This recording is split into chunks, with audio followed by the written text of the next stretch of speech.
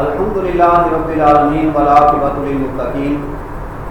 درود شریف پڑھیے گا۔ اللہم صلی علی محمد وعلی آل محمد کما صلیت علی ابراہیم وعلی آل ابراہیم انک حمید مجید۔ اللہم بارک علی محمد وعلی آل محمد کما بارکت علی ابراہیم وعلی آل ابراہیم انک حمید مجید۔ الحمدللہ ہم سیرت کی کتاب الرحیق المختوم کا مطالعہ کر رہے ہیں، اس میں سے ہم نے پہلے کچھ باتیں پڑھی ہیں، ہم پیچھے تھوڑا سا دہرا لیتے ہیں۔ ہم نے پڑھا تھا کہ صاحب کتاب مولانا صفی الرحمان مبارک پوری رحمہ اللہ لکھتے ہیں کہ آپ سمجھ کی ولادت جو ہے وہ 9 ربیع الاول کو سوموار کے دن یہ ہوئی، اور ولادت کے وقت آپ سمجھ کے والد آپ کی ولادت سے تقریباً کچھ عرصہ پہلے وفات پا چکے تھے، اور ابن سعد کی روایت ہے کہ رسول اللہ صلی اللہ علیہ وسلم کی والدہ فرماتی ہیں کہ جب آپ کی ولادت ہوئی تو میرے جسم سے ایک نور نکلا جس سے ملک شام کے مہر روشن ہو گئے، اور امام احمد نے بھی حضرت عباد بن ساریہ سے تقریباً اسی طرح کی روایات نقل کی ہیں۔ جب آپ سب کی ولادت ہوئی تو بہت سے عجیب و غریب معاملات پیش آئے۔ ولادت کے بعد آپ کی والدہ نے عبد المطلب کے پاس پوتے کی خوشخبری جب بھیجی آپ کے دادا کے پاس، تو وہ خوشی خوشی آئے، اور آپ کی والدہ نے تو آپ کا نام احمد رکھا، لیکن آپ کے دادا نے آپ صلی اللہ علیہ وسلم کا نام محمد رکھا، محمد جس کی بہت زیادہ تعریف کی جاتی ہے، جن کی بہت زیادہ تعریف کی جاتی ہے۔ یہ نام آپ کے دادا نے آپ پر رکھا۔ عرب میں یہ نام نہیں تھا پہلے معلوم، لیکن جب آپ صلی اللہ علیہ وسلم کا یہ نام رکھا گیا اس کے بعد الحمدللہ اس امت میں تو بے شمار لوگوں نے یہ نام رکھے، احمد بھی رکھے اپنے بچوں کے نام، اپنے پیارے عزیز رشتہ داروں کے نام، اور محمد بھی رکھا۔ اس کے بعد عرب کا دستور تھا کہ عرب لوگ اپنے بچوں کو شہروں سے دور دیہاتوں میں مضافات میں ان کی تعلیم اور تربیت کے لیے، تاکہ ان کی زبان میں فصاحت اور بلاغت پیدا ہو۔ شہروں کے اندر تو زبانیں مکس ہو جاتی ہیں، تو وہ دور دراز ذرا شہروں سے باہر بیٹھتے تھے، شہروں سے دور دیہاتی ماحول کی آب و ہوا بھی ذرا زیادہ صاف ہوتی ہے تاکہ بچوں کی صحت بھی اچھی رہے۔ تو بہت سی داعیاں آئیں، لیکن انہوں نے آپ سب کو اس وجہ سے نہیں لیا کہ آپ ایک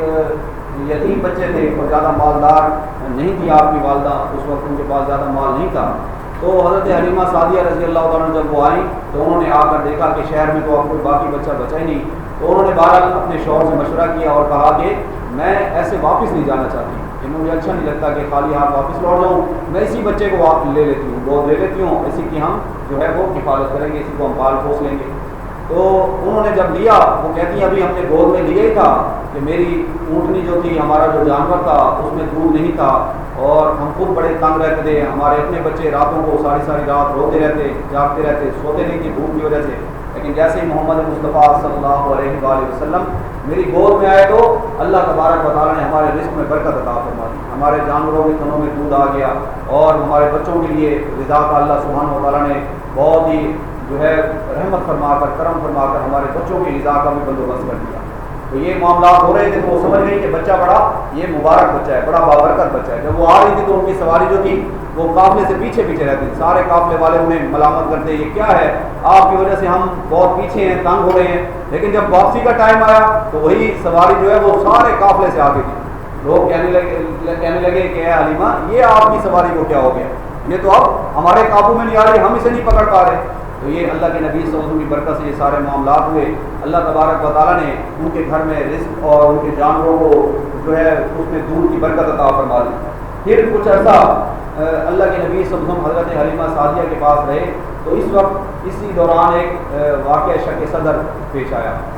اللہ کے نبی صلی اللہ علیہ وسلم بچوں کے ساتھ کھیل رہے تھے، تو حضرت جبرائیل علیہ السلام تشریف لائے، انہوں نے آپ صلی اللہ علیہ وسلم کا سینہ چاک کیا اور اس میں سے دل مبارک نکال لیا، اور اسے آب زمزم سے دھویا، اور اس میں سے ایک لوتھڑا نکال کر کہا کہ یہ شیطان کا حصہ تھا، اور پھر اس دل کو دوبارہ فکس کر دیا، دوبارہ فٹ بھی کر دیا۔ جب یہ سارا معاملہ ہوا تو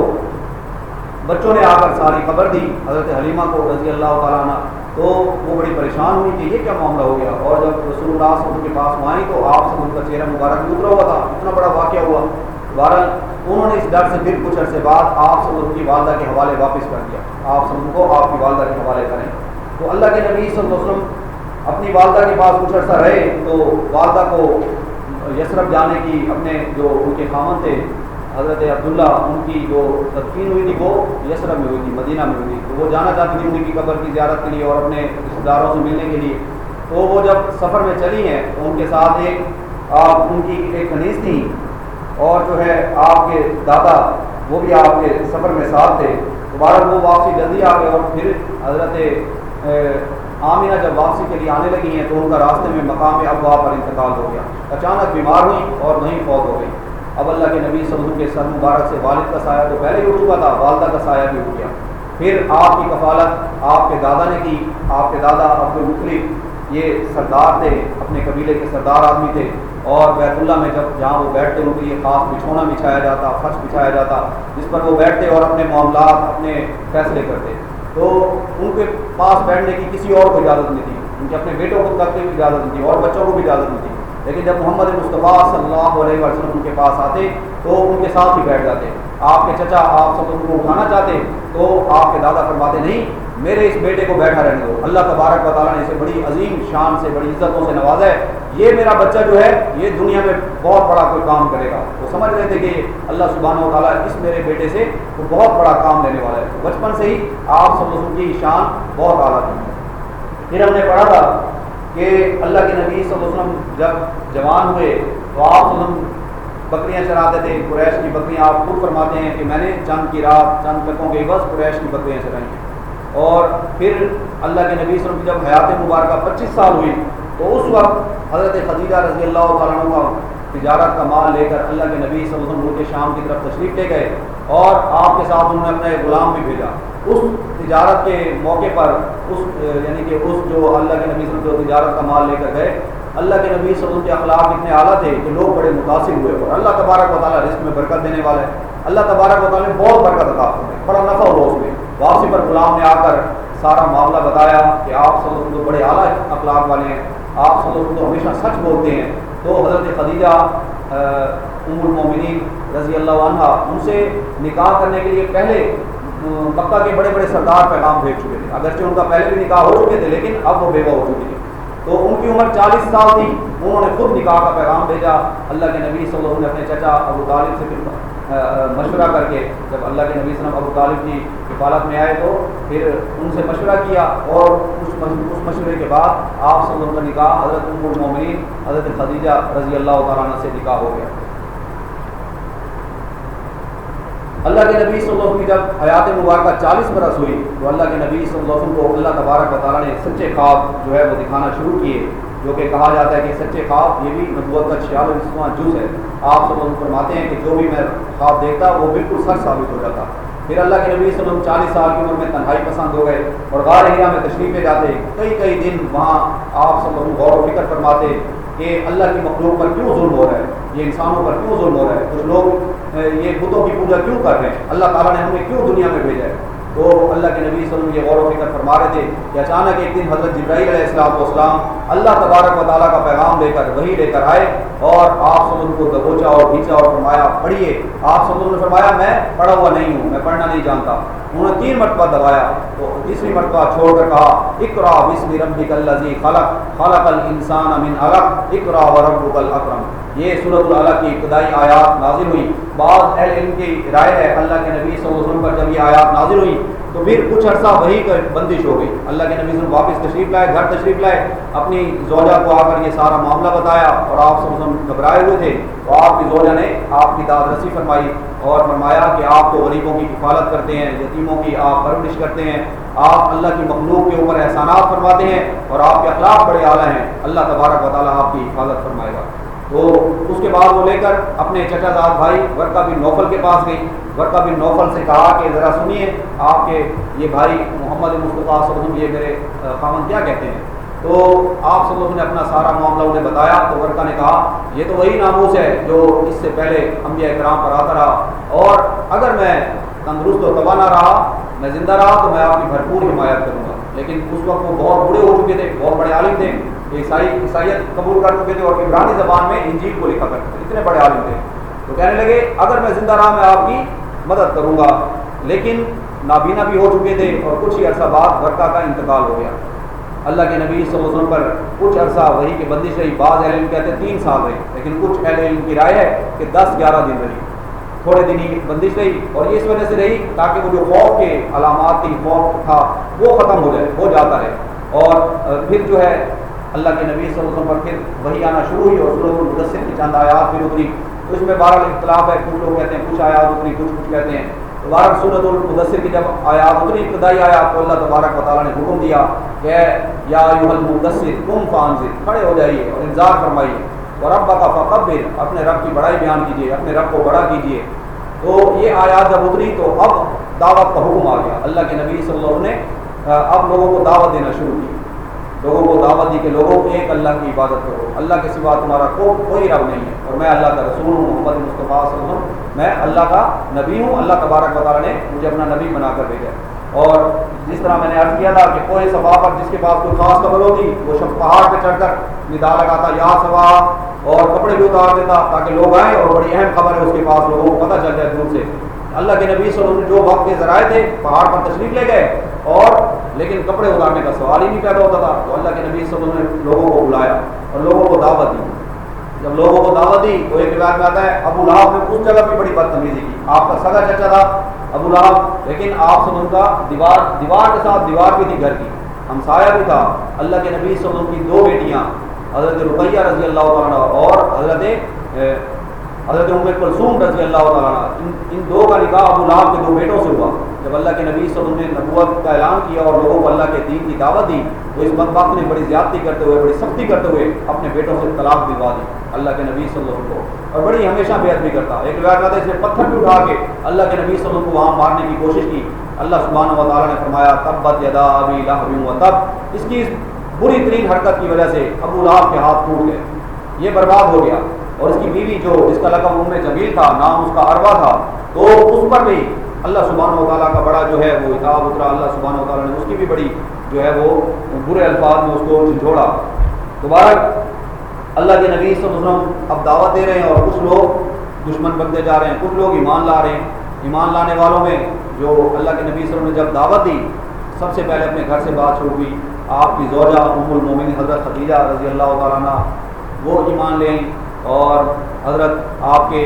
یار غار, آپ کے دوست حضرت ابوبکر صدیق مردوں میں سب سے پہلے ایمان لے آئے, اور غلاموں میں حضرت زید بن حارثہ جو آپ کے منہ بولے بیٹے بھی تھے وہ ایمان لے آئے, بچوں میں حضرت علی رضی اللہ تعالیٰ عنہ ایمان لے آئے. تو چند لوگ یہ ایمان لے آئے. حضور صلی اللہ علیہ وسلم فرماتے ہیں ابوبکر صدیق یہ وہ ہستی ہیں کہ میں نے جس کے سامنے بھی دین کی دعوت رکھی اس نے کچھ نہ کچھ غور و فکر کیا,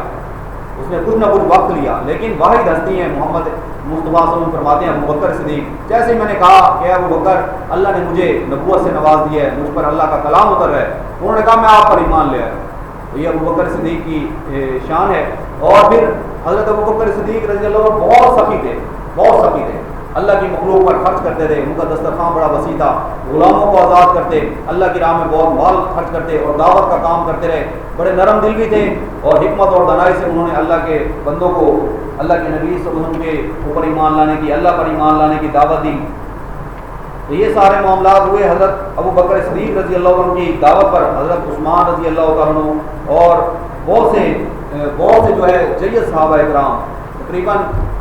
عشرہ مبشرہ میں سے کئی صحابہ اکرام, 5 یا 6 صحابہ عشرہ مبشرہ میں سے حضرت ابوبکر صدیق رضی اللہ عنہ کی دعوت پر یہ ایمان لے آئے.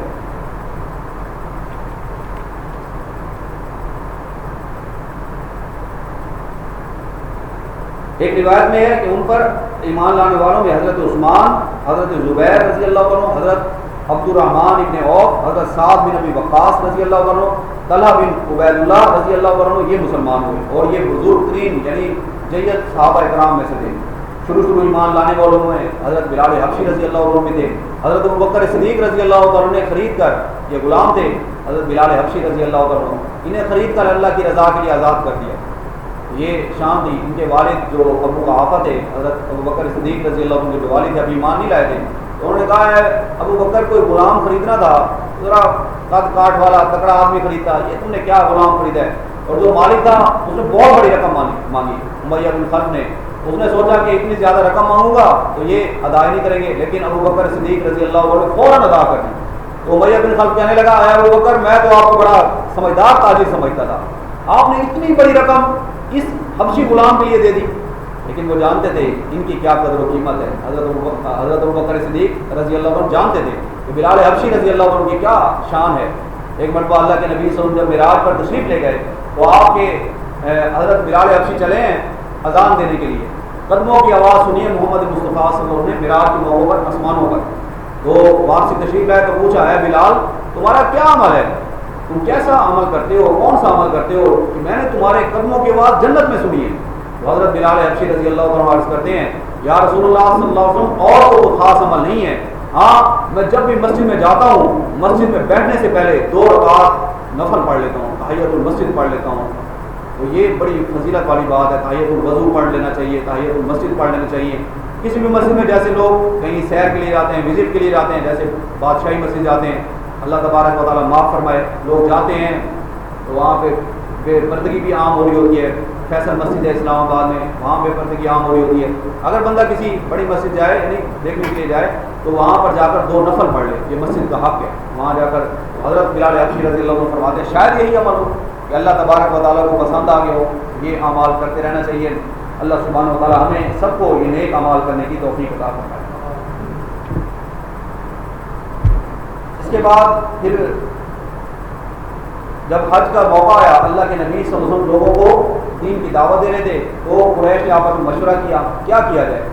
کیا کریں ہم کوئی کہتا ہے کہ محمد صلی اللہ علیہ وسلم شاعر ہیں, کوئی کسی لقب سے پکارتا ہے, تو ہم سب مل کر ایک ہی معاملہ کر لیتے ہیں. اس کے لیے ولید بن مغیرہ کو انہوں نے بھیجا, اللہ کے نبی صلی اللہ علیہ وسلم کے پاس بھیجا اور جا کر کہا کہ آپ جا کر ذرا چیک تو کریں کہ کیا کہنا چاہیے ہمیں. تو اللہ کے نبی صلی اللہ علیہ وسلم کو اس نے آ کر بات کی اور اپنی بات جب وہ کر چکا تو آپ صلی اللہ علیہ وسلم نے فرمایا اے ولید اب تم نے جو کہنا تھا کہہ لیا. اس نے کہا ہاں میں نے کہہ لیا. اللہ کے نبی صلی اللہ علیہ وسلم نے فرمایا میری سنو. اللہ کے نبی صلی اللہ علیہ وسلم نے پھر سورہ مدثر کی آیات پڑھی 11 تا 26 جو میں نے کل بھی آپ کو پڑھ کر سنائی. تو جب اس نے یہ آیات سنی, دین عربی جانتا تھا, اس کے چہرے کا رنگ اڑ گیا, اس کے اوپر ایمان کو اسلام کی دعوت پہنچ گئی اور جو ہے بات کو سمجھ گیا. قریب تھا کہ وہ شاید قریب بھی آ جاتا, لیکن اس نے اپنا سارا حساب کتاب لگایا, سوچا مکہ اور طائف کے اندر اس کی بڑی جائیداد تھی, بڑا مالدار آدمی تھا, سردار آدمی تھا.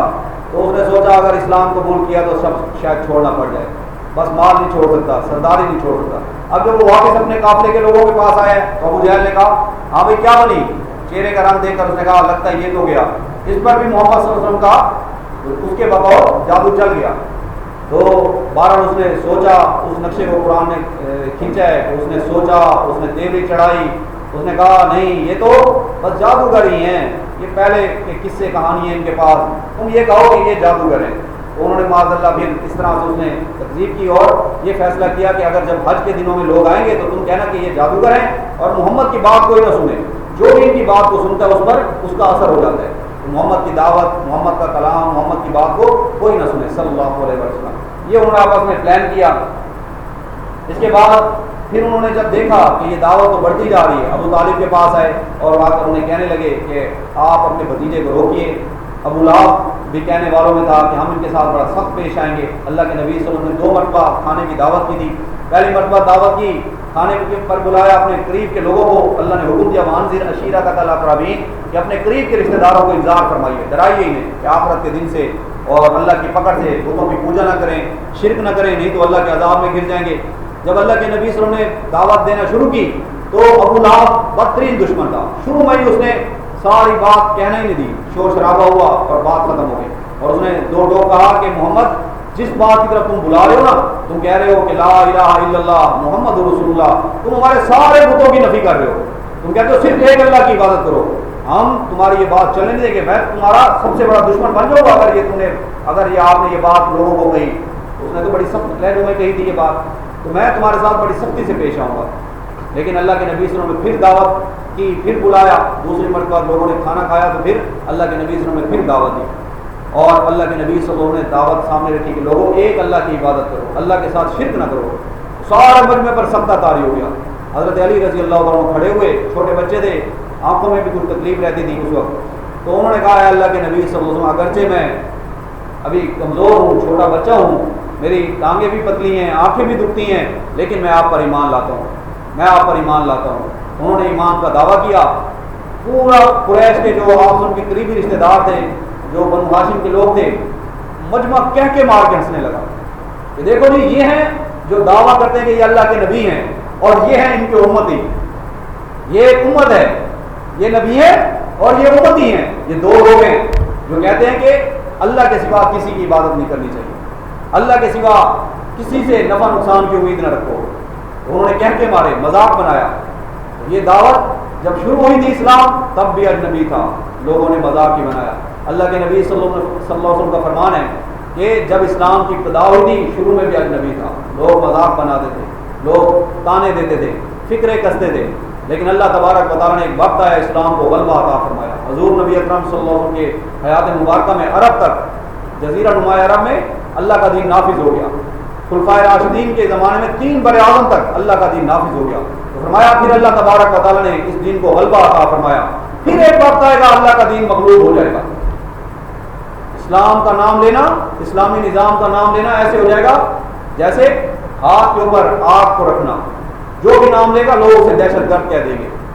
لوگ اپنے گھروں میں نہیں رہ پائیں گے۔ جو اسلام کی بات کرے گا، جو پردے کی بات کرے گا، جو حیا والی زندگی کی بات کرے گا، جو کہے گا کہ یہ سودی نظام ہے ملک سے ختم کرو، اللہ اس کے رسول سے جنگ کو ختم کرو، تو دنیا میں نہیں سروائیو کر پائے گا، یہ ہو کر رہے گا۔ پھر ایک دور آئے گا، اللہ کے نبی صلی اللہ علیہ وسلم کا فرمان ہے اللہ پھر اسلام کو غلبہ عطا فرمائے گا اور پوری دنیا پر اسلام ایسے نظام نافذ ہو جائے گا انشاءاللہ۔ وہ دور بڑا قریب ہے۔ تو بہرحال اللہ کے نبی صلی اللہ علیہ وسلم کے خلاف اس وقت بھی مشرکین نے جو ہے وہ محاذ علیہ کی، اور انہوں نے جب دیکھا کہ یہ دعوت تو بڑھتی جا رہی ہے، شروع میں انہوں نے ہنسی مذاق بنایا، ٹھٹھا کیا، استہزاء کیا، جیسے قرآن پاک میں سورۃ الحجر کی آیت میں فرمایا وَقَالُوا يَا أَيُّهَا الَّذِي نُزِّلَ عَلَيْهِ الذِّكْرُ إِنَّكَ لَمَجْنُونٌ۔ ان کفار نے کہا اے وہ شخص جس پر قرآن نازل کیا گیا ہے إِنَّكَ لَمَجْنُونٌ، معاذ اللہ آپ تو مجنون ہیں، آپ کا تو ذہنی توازن خراب ہو گیا کہ آپ کہتے ہیں کہ صرف اللہ کی عبادت کرو۔ یہ 360 بت رکھے ہوئے ہم نے بیت اللہ میں، ان کی وجہ سے ہمیں فنڈ ملتے ہیں، چندے ملتے ہیں۔ کوئی قبیلہ ان بتوں کے جو قبائل کے، جن قبائل کے وہ بت تھے، وہ کسی قبیلے کی ہمت نہیں ہوتی تھی قریش کے قافلے پر، تجارتی قافلے جب ان کے جاتے یا شام کی طرف، یمن کی طرف، ان کے قافلے کو لوٹ سکے۔ اگر کوئی لوٹے گا تو قریش کے لوگ اٹھا کے اس کے بت کو اٹھا کے باہر پھینک دیتے تھے، تم ہمارے قافلے کو لوٹتے ہو، یہ اپنا خدا اٹھا کے لے جاؤ، یہ پڑا ہوا تمہارا خدا، لے جاؤ اسے۔ تو اس وجہ سے ان کو بڑا نفع ملتا تھا، بڑا انکم ملتی تھی، بڑا مال ملتا تھا۔ یہی وجہ تھی کہ بڑے بڑے سرداروں کے پاؤں کی بیڑیاں بن گئی۔ یہ مال و دولت، یہ مال و دولت کا فتنہ، یہ سرداری کا فتنہ، یہ بڑائی کا فتنہ، یہ ان کے پاؤں کی بیڑیاں بن گئی۔ ابو جہل بھی قرآن سنتا تھا۔ ہم دن رات محنت کر لینا، ہم عربی زبان ایسے نہیں سیکھتے جیسے اہل عرب بولتے، یہ ایک حقیقت ہے، یہ تو اللہ کا کرم ہے۔ اللہ سبحانہ و تعالیٰ نے قرآن پاک کو آسان بنایا ہے کہ ہمیں کچھ فہم حاصل ہو جاتا ہے۔ تو بہرحال وہ قرآن کو سنتا تھا، راتوں کو چھپ چھپ کر سنتا تھا۔ جب اس سے پوچھا جاتا مانتا کیوں نہیں ہے، اخنس بن شریح، ابو جہل، ابو سفیان 3 راتیں قرآن سنتے رہے بیت اللہ کے پیچھے چھپ چھپ کر۔ اللہ کے نبی صلی اللہ علیہ وسلم قرآن کی تلاوت فرماتے راتوں کو، یہاں پر چھپ چھپ کر سنتے، 3 راتیں سنتے، رات کو سنتے، صبح واپس جاتے ہوئے ایک دوسرے کو دیکھتے، کہتے کیوں آئے تھے، ایک دوسرے کو کہتے قرآن سننے آئے تھے، کہتے نہ آیا کرو، تم تو سردار لوگ ہو، تم سنو گے تو عام عوام پر اثر کر پڑے گا، تم نہ سنا کرو، تمہاری عام عوام پھر وہ ایمان لے آئے گی۔ اگلی رات پھر آ گئے، دل بے چین ہو جاتا، اللہ کا کلام ہے، بشری کو اور اگلی رات پھر آ گئے، پھر سنا، اللہ کے نبی صلی اللہ علیہ وسلم کی زبان سے اللہ کا کلام سنتے تھے۔ آپ صلی اللہ علیہ وسلم سے زیادہ خوبصورت آواز میں کون پڑھ سکتا، اور وہ اللہ کا کلام اور بیت اللہ میں پڑھا جا رہا ہو، دل بے چین ہو جاتے، پھر آ جاتے، پھر صبح کے وقت ایک دوسرے کو کہتے ہیں کل نہ آنا، کل نہ آنا، تیسری رات پھر آ گئے۔ اخنس بن شریح نے پوچھا، ابو سفیان کے پاس گیا، اے ابو سفیان 3 راتیں تم نے محمد کا کلام سنا ہے، اللہ کا کلام تو یہ نہیں مانتے تھے، کیا خیال ہے تمہارا، کیا یہ واقعی اللہ کا کلام ہے؟ تو ابو سفیان نے دبے دبے الفاظ میں کہا ہاں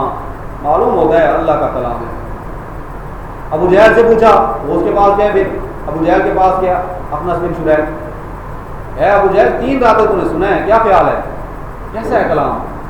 اس نے صاف کہا بالکل سچ کلام ہے، محمد نے جو بات کی ہے آج تک بالکل سچ کہا ہے، اور یہ کلام بھی سچا کلام ہے۔ حیران ہو گیا، منہ کھل گیا اس کا، تو پھر مانتا کیوں نہیں ہے، مانتے کیوں نہیں ہو؟ کہنے لگا سرداری کا مسئلہ ہے، ان کے قبیلے کے لوگ بھی حاجیوں کی خدمت کرتے، ہم بھی حاجیوں کی خدمت کرتے، وہ بھی کھانے کھلاتے، ہم بھی کھلاتے۔ اب بنو ہاشم میں سے ایک شخص نے کہا ہے کہ اس پر اللہ کا کلام نازل ہو رہا ہے، اگرچہ ہم اس سے ایسا کلام تو نہیں پیش کر سکتے، صاف کہتا تھا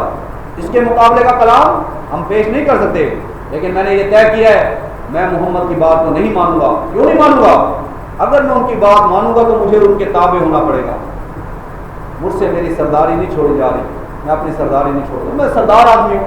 اب میں محمد کے تابع ہو رہا ہوں صلی اللہ علیہ وآلہ وسلم، یہ ایک بات ہے، میں یہ نہیں چھوڑوں گا۔ بہرحال اس دور میں پھر انہوں نے ہنسی مذاق ٹھٹھا اور خاص کر غریب صحابہ کرام کو جو غلام تھے وہ ایمان لیا، جیسے بلال حبشی رضی اللہ تعالیٰ عنہ، حضرت خباب بن الارت رضی اللہ تعالیٰ عنہ، یہ غریب لوگ تھے، ایمان لے آئے۔ اب ان پر ظلم ہوتا،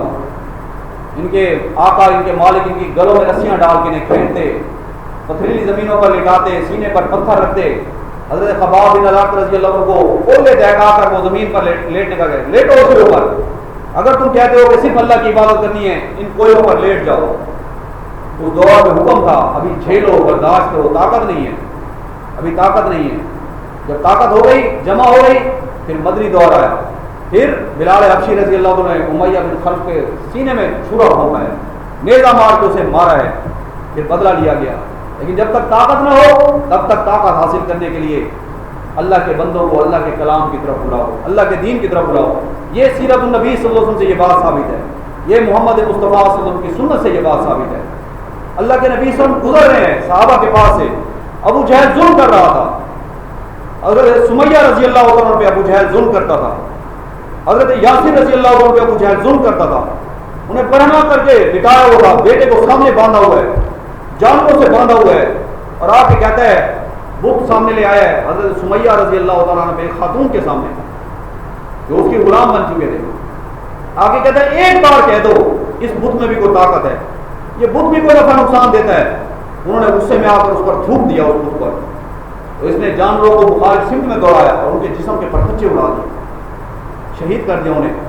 بیٹے کے سامنے شہید کر دیا۔ یہ ظلم ہو رہا تھا، جب یہ ظلم ہو رہا تھا اللہ کے نبی صلی اللہ علیہ وسلم کے پاس سے گزرتے، آپ صلی اللہ علیہ وسلم فرماتے اصبروا یا یاسر، اے یاسر کے گھر والوں ابھی صبر کرو، وَإِنَّ مَوْعِدَكُمُ الْجَنَّةُ، اللہ نے تمہارا وعدہ جنت کیا، تمہارے صبر کا وعدہ، تم صبر کرو ابھی۔ آپ چاہتے تو کئی صحابہ تو ایمان لا چکے تھے نا، اس وقت ابو جہل پہ حملہ کرتے تھے، مارتے پیٹتے، بعد میں جو ہوگا دیکھا جاتا، لیکن یہ سنت سے ثابت نہیں تھا۔ ابھی مکی دور چل رہا ہے، ابھی جھیلو برداشت کرو، جب طاقت حاصل ہو جائے گی پھر انشاءاللہ جنگیں بھی ہوگی، پھر جنگوں کا دور بھی آئے گا۔ بہرحال یہ لوگ آپ سب کی شان میں بے ادبی کرتے رہتے، مذاق بناتے رہتے۔ کسی جگہ اللہ سبحانہ و تعالیٰ فرماتے ہیں کہ سورۃ الانعام میں وہ لوگ کہتے اہؤلاء من اللہ علیہم من بیننا، وہ لوگ یعنی استہزائی انداز میں کہتے ہیں اچھا یہی لوگ ہیں جن پر اللہ نے ہمارے درمیان ہم پر احسان فرمایا، ان پر یعنی انہیں ہم پر فوقیت دی ہے، یہ وہ لوگ ہیں جن پر اللہ نے احسان فرمایا، تو اس طرح کی وہ باتیں کرتے ہیں۔ اسی طرح سے سورۃ الفرقان آیت نمبر 7 میں فرمایا وہ لوگ کہتے ما ھذا الرسول یاکل الطعام ویمشی فی الاسواق، یہ کیسا رسول ہے جو کھانا کھاتا ہے بازاروں میں پھرتا ہے۔ اگر اللہ نے کسی کو رسول بنانا تھا کسی فرشتے کو بھیجتے، کبھی اعتراض کرتے، کبھی کہتے اگر اللہ نے کسی کو رسول بنانا تھا، ہم بڑے بڑے سردار لوگ یہاں موجود ہیں، مال ہمارے پاس ہے، اللہ تبارک و تعالیٰ نے غریب شخص کو رسول بنا کے بھیجا ہے۔ تو اس طرح کے استہزائیہ باتیں کرتے رہے اور ہر طرح کے رکاوٹیں ڈالتے رہے۔ ایک شخص تھا نضر بن حارث، جب اس نے دیکھا کہ بعض لوگ اللہ کے نبی صلی اللہ علیہ وسلم کے پاس جاتے ہیں، اللہ کا کلام سنتے ہیں، آپ کی دعوت کی طرف جا رہے ہیں، تو یہ گیا ملک شام کی طرف، وہاں سے ناچنے گانے والی لونڈیاں خرید کے آیا، اور جب اللہ کے نبی صلی اللہ علیہ وسلم کسی نوجوان کو کسی شخص کو اللہ کے دین کی دعوت دیتے، یہ فوراً وہاں پہنچ جاتا اور پھر قسمیں کھا کے کہتا میں نے بڑے قصے سنے ہوئے ہیں اور مجھے بھی بڑی اس طرح کی باتیں آتے ہیں، اسفند یار کے اور رستم کے قصے اور اس طرح کے معاملے میں تمہیں سناتا ہوں، لوگوں کو قصے سناتا۔ پھر ناچنے گانے والی لڑکیوں کو کہتا ناچو ان کے لیے، لوگوں کو شرابیں پلاتا، ناچنے گانے والی لڑکیاں ان کو پرووائڈ کرتا اور وہ ان کے ساتھ جو ہے بدفعلیاں کرتی۔ یہ شروع سے یہ کام چلتا آ رہا ہے کہ بے حیائی کا بازار گرم رکھو۔ آج یہ سب کچھ آج بھی ہو رہا ہے، اسلام دشمن طاقتیں میڈیا کے ذریعے سے، سوشل میڈیا کے ذریعے سے مسلمانوں کو اپنے دین سے دور کرنا چاہتی ہیں، بے حیائی کے ذریعے سے۔ رمضان المبارک آتا ہے تو کرکٹ کے ٹورنامنٹ شروع ہو جاتے ہیں، ایک کھیل ہے ٹھیک ہے، لیکن اس میں ننگا ناچ بھی ہو رہا ہے، اس میں بے پردگی بھی دکھائی جا رہی ہوتی ہے، اور اتنا اسے ہائی لائٹ کیا جاتا ہے کہ یہ دکھایا جاتا ہے کہ یہی اصل زندگی ہے۔ یہ جو کھلاڑی ہیں یہ اگر اچھے سکور بنا لیتے ہیں تو اس کو اتنی گاڑیاں ملتی ہیں، اتنا پیسہ ملتا ہے، اتنی شہرت ہے، یہ سارا ایک قسم کا یہ ڈرامہ رچا کے آج بھی نوجوانوں کو اللہ کے دین سے دور کیا جاتا ہے۔ اور بے حیائی کی اور فلموں کے ذریعے سے اور سوشل میڈیا کے ذریعے سے اللہ کے بندوں کو اللہ کے دین سے دور کرنے کے لیے پورے ان کی پلاننگ ہوتی ہے اسلام دشمن طاقتوں کی، جس کے پیچھے خاص کر یہودی ہیں، بڑا بجٹ رکھتے ہیں اس پر، بے حیائی کے پروگرام کروانے، میوزک کنسرٹ کروانے،